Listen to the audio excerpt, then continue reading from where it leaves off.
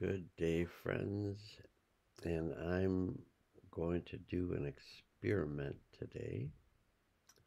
And that experiment is that I'm going to take a process that I finally, finally learned after lifetimes of having, I could do some name dropping, but I've studied under a number of enlightened masters in so many different ways. And in one lifetime, I was um, I was in a Buddhist monastery. It was in Tibet. The grand teacher master of the monastery was who we know in this lifetime as the Dalai Lama. He was the head of the order, but he lived in the monastery and he had a lot to do working with the energetics of the planet. So you didn't get to see him too often. You were busy with your work, and there were a lot of us in the monastery, and it was kind of a rare thing to get to interact with him one on one because there were just a lot of things going on. So when I was called in to have a meeting with him, I was like, this is great. Here's my main teacher of the monastery, calling me in, and I didn't have any feelings that it was going to be bad news because I had been being a good little monk, and so I had no worries really. I'd been doing my tasks and keeping everything up, and anyway, minding my own business and having a pretty good life in the monastery.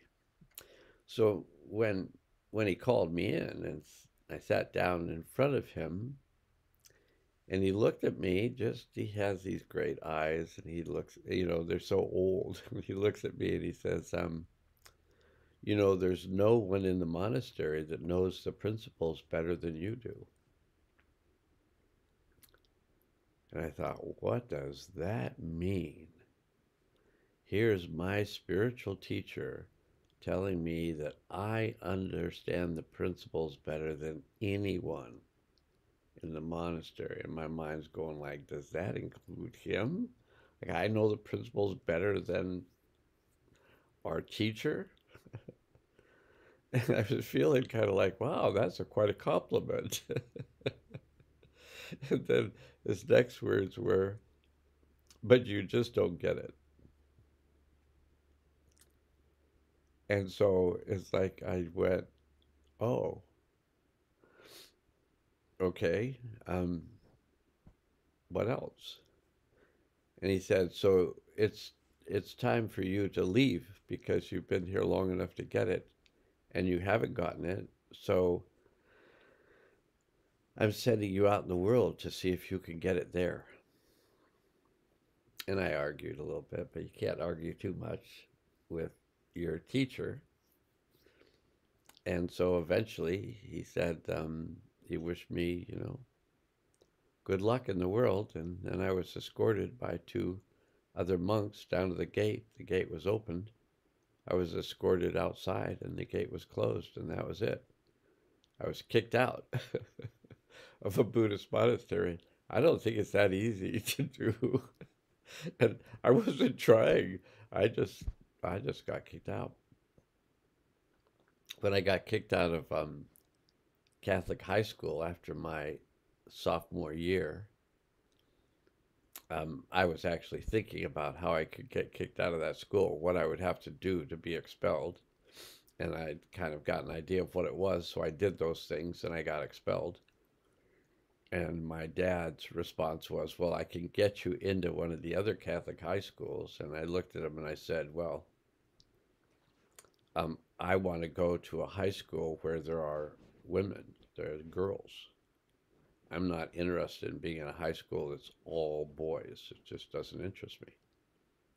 And I said, "So if you get me into another school, I'm going to get out of that school faster than I did this one. I took 2 years to get out of this school, and I want to go to public school." And my dad said, "Okay." And so I got to go to public school, and I got to be in a classroom with girls, which has just felt so much more balanced. You know, being in a college preparatory high school, it was just such an elite group of people. We didn't feel elite. We didn't know we had it any better than anybody else. And we kind of had resentment being in high school and having to wear a quasi uniform again, which we had to wear in grade school. Now we had to wear the semi uniform in high school.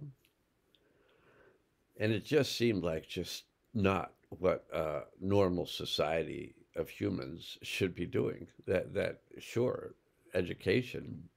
I mean, most indigenous tribes would sit down and just they would just demonstrate living, and then the children would see other people living good lives, and they would live good lives. It's just by example, but somehow in this industrialized age, we needed to form all these levels of education, basically to keep kids out of trouble for at least a certain portion of the day. But anyway, I got kicked out of I got kicked out of the monastery in that lifetime. I got kicked out of a Catholic high school in this lifetime, intentionally. And then I was involved in a spiritual group for about 13 years, and I got kicked out of that. I mean, you see a pattern here. And now I'm understanding as I make this video, I'm beginning to understand why last Saturday, which is a week ago today,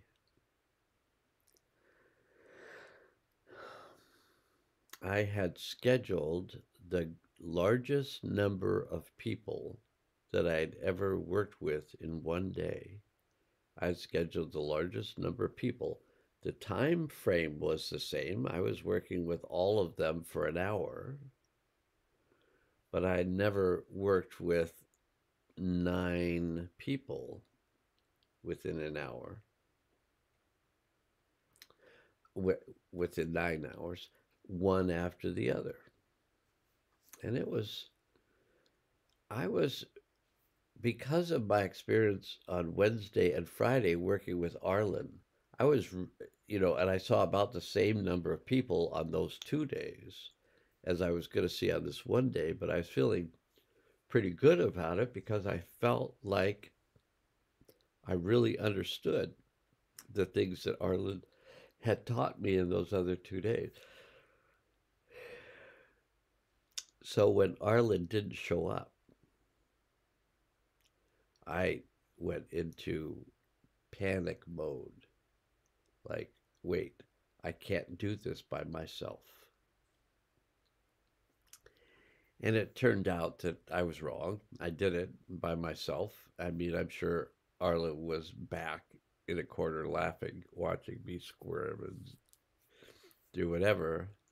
But I just now realized that I felt abandoned by my teacher in the lifetime with the Dalai Lama, where he made me go out into the world and see if I could embody the teachings so that I really owned them as myself, as opposed to being able to talk about them really well and having some vague familiarity with it, maybe even some experiences, but not taking it in. So on Saturday, I took it in. And when I was done Saturday, I had had an amazing day of assisting other people to heal and release the past. And I had embodied the processes that Arlen had been teaching me over the course of the month that he had been back, showing me some things. So that had started about a month before. So he's again, I feel his presence. So I feel Arlen is out there watching me and letting me have the experiences I have so that that I truly embody what he's teaching me and not just be able to repeat it. So today, this morning, I embodied one of the things he's been attempting to help me to understand, which I understood on a contextual level, but I didn't understand on a physical, mental, emotional, and spiritual level. I hadn't taken it in. I just understood it well enough to kind of play with it. This morning I took it in. So I had this idea that I made a video earlier this morning right after the experience. So I had the experience and I set up my computer and videotaped myself talking about the experience with the idea that I could possibly transmit the experience to others, probably what my Buddhist teacher was attempting to do was transmit the experience so I could actually have it, but instead I just got the concept of it and could talk about it. This morning I had the experience that is probably the experience that all of my teachers have been attempting to help me to have lifetime after lifetime after lifetime, and I just got it. And the thing I came to realize was you may be able to get it by experiencing me having gotten it. I mean, really, we're only limited by our perceptions of reality.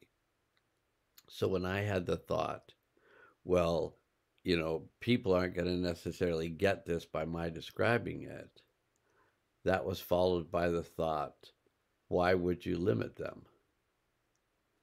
And I went, oh, maybe I shouldn't limit them.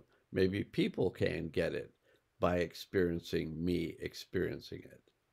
And then I decided to double up, double down, and I decided to make a video while I play the video that I made. And so you can have both me talking about the process of coming into your deep self, connecting with your higher self, really grounding yourself into the healing center of the earth, opening up to the healing power of the one, and really experiencing that state when you're connected on all those levels to who you are as an individualized aspect of the oneness, and have both the video that I made earlier and this video actually take place at the same time. So you'll be hearing me speak in the other video, and you'll be seeing me here, and I'll be actually working with the energetics that I talk about and work with in the other video at the same time. And we're just going to see what happens. It's an experiment, and we're just going to have the experience of the experiment. So I'll also don't know if we'll actually be able to hear everything. So either that will happen or it won't. It'll be recording what I'm saying on this video from the other video. That's what I'm thinking might happen, and then I'm just going to give it a go. So here we go, and I'll be back. Well, you'll still see me, but now I'm going to turn this on. Connect with my deep self and feel ourselves in the center of our being. Okay, and now I'm back. With energy moving up and down, through our spinal cord, through our pranic tube, through our torus, whatever you want to call it. It's just the center of our being. And when we connect with our deep self, we're connecting to that center of our being. And when we're in that center of our being, then we can experience the body while we're in a place of peace. We could also add to it, I choose to connect to my higher self. And we can expand that feeling of peace and safety and protection. And we can feel that energy begin to move through our central core, out our crown chakra, out into the area of the higher self. And you're going to be watching this later. Back into the deep self. And you're going to be seeing me back into the area of the higher self, being connected and with me. And we can ask that we be placed in a field of protection while we do this work, or while we have this fun, because to me, it's having the experience of something I've been told about but had never quite got or embodied. To actually embody this experience and be able to tell you about it from an embodied state is thrilling to me. A kind of a peaceful thrilling, but just it's like I got this, and now I can give it to you. Now I can transmit it to you if you want it. I can't make you have it, but I can actually be in the experience of having it, and you can take it if you want it. And what you're taking is the experience, so you're having the experience because you're sharing the experience with me. Well, I'm having the experience. I mean, I just got up, 10 minutes ago off the bed from having experienced this new state for 20 minutes. This new state was having the awareness that these feelings that I was experiencing they were only terrible feelings because I was resisting them. But when I stopped resisting them and I felt them as vibrational frequencies, it was just like, oh, this is a vibrational frequency, so I'm going to do the one I'm doing right now. This is a vibrational frequency. And when we connect with our deep self and go into that place of peace, where we are at the core of ourself, at peace, in peace, experiencing peace, then this other frequency can just be a frequency. And we can either hold that frequency or we can let that frequency go.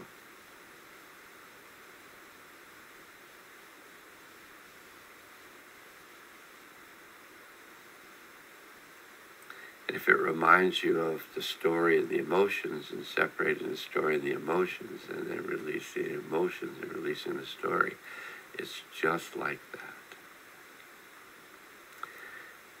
Except you can do it without putting your arms to the side. So we're going to do one more. We're going to do this one right here. And we're going to just feel this feeling, it's a feeling, and remind yourself this is a feeling.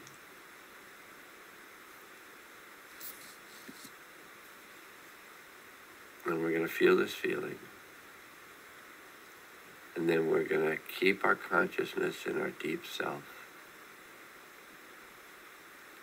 And feel this feeling and going like, oh, it feels uncomfortable to the body. It, you could say, oh, this feels like a disturbing feeling. And it's just a feeling. And this feeling may be increasing in its intensity, but I'm in the comfort of the deep self. And I can just feel this, and it begins to loosen. And then it releases. It may end up being that easy for you.